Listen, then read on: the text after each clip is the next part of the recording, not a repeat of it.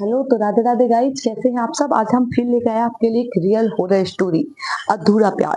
एक बार श्वेता नाम की लड़की थी, तो उसे क्या बचपन से ही सपने आते थे अजीबो अजीब, कि कभी वो अपने पेड़ से लटकी हुई पाती है, तो कभी कोई लड़का, एक बहुत गंदा सा लड़का उसे अपने पास बुलाता है। तो ये जब जब वो सपने देखती तो वो हालत खराब हो जाती और वो सुबह उठ के चिल्लाने लगती थी। तो उसने अपनी ये बात मम्मी पापा को बताई।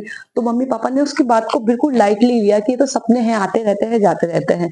तो लेकिन जो श्वेता थी, एक लड़के से प्यार करती थी, नितिन से प्यार करती थी बहुत ज्यादा। लेकिन अभी उसकी उम्र थी सिर्फ 16 साल।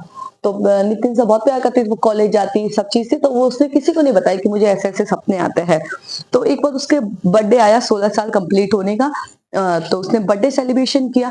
तो वहां पे सब फ्रेंडों को बुलाया, तो उसने नितिन को भी बुलाया था। तो जब बर्थडे सेलिब्रेट करने के बाद तो वो वहां पर गई, अपने कमरे में सोने चली गई। तो जब वो सोई, तो उसको सपने में आया कि एक लड़का है जो उसे आवाज दे रहा है, श्वेता।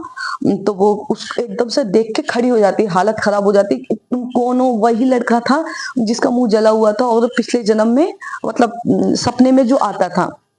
तो उसने कही कि तुम कौन हो? आपने डरते हुए उससे पूछा। तो उसने कही मैं तुम्हारा प्यार हूँ। तो उसने कहा मेरा प्यार? मैं तो नितिन से प्यार करती हूँ। तो उसने कही नितिन से प्यार? तो वो ये देख के चिल्लाने लग गया। जो लड़का था वो बहुत तेज गुस्से में आया, वो कह रहा नहीं, तुम सिर्फ मेरा प्यार हो, तुम सिर्फ मुझसे ही प्यार करती थी। तो उसने कही मैंने तो तुम्हें आज तक देखा नहीं, मैं तुमसे कैसे प्यार कर सकती हूँ?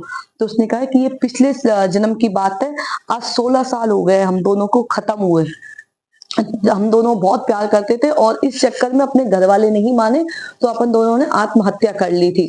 तो लड़की ने कही आत्महत्या न कर, तो मैं तुम्हें पाने के लिए, जब से तुम्हारे घर वालों ने तुम्हारी तो अच्छे से मतलब विधि पूर्वक तुम्हें जलाया, संस्कार किया था, और मेरा अच्छे से संस्कार नहीं हो पाया, तो आज मैं आत्मा प्रेत बन के तुम्हें भटक रहा हूँ और 16 साल से तुम्हें ढूंढ रहा हूँ।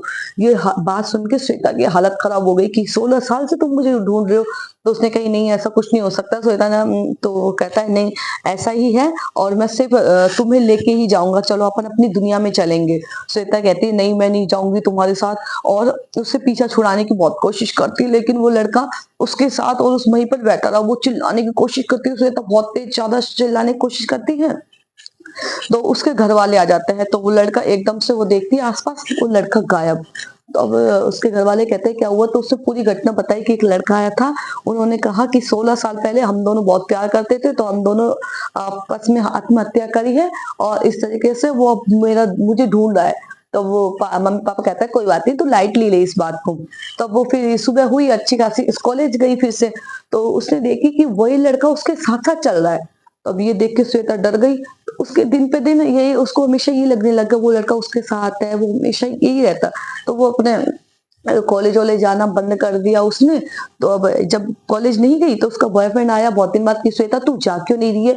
तो श्वेता ने एकदम आंख उठा के देखा, तो उसकी आंखें, पूरी आंख लाल, और उसने अपने पैर को बहुत बुरी तरीके से मोड़ लिया ऐसे, और उसके ऊपर सामाने फेंकने लग गई। ये देख के भैया उसके बॉयफ्रेंड की हालत खराब, वो भाग गया उस घर से, वो कभी पीछे मुड़ के नहीं देखा। अब घर वालों ने सोची कि हमारी बेटी की तो बहुत ज्यादा हालत खराब हो रही है, उसने तांत्रिकों को बुलाया। तांत्रिक को बुलाया तो वहां की पूजा पाठ करना स्टार्ट किया। लड़की ने, श्वेता ने कुछ भी ना खाना खाया ना पानी पिया, और वो भाई तांत्रिक विधि चल रही है, तो वो कमजोरी से, या फिर जैसे भी कहो, तो उसके ऊपर वो जो आत्मा थी उस लड़की की, वो बहुत ज्यादा हावी होने लग गई। तो जब ये पूजा पाठ 10 दिन कंटिन्यू चले, लेकिन वो इतनी कमजोर हो गई, इन चीजों से बिल्कुल भी जूझ नहीं पाई, और वो वहीं खत्म हो गई। तो अब जो वो लड़का था जो उसको लेने आया था आत्मा के रूप में, वो उसको रूह को लेके चला गया। तो अब ये बताओ कि ये सही है या नहीं? बाबू तुम मेरे सामने मत खड़े रहो, मैं ऐसे नहीं कहानी सुनाऊंगा। मुझे लग रहा है तुम मेरी कहानी सुन रहे हो।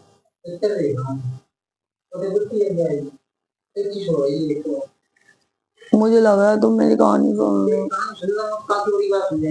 मैं फिर है ना, कुछ मैं कुछ भी उल्टी सीधी बोल रहा हूँ फिर।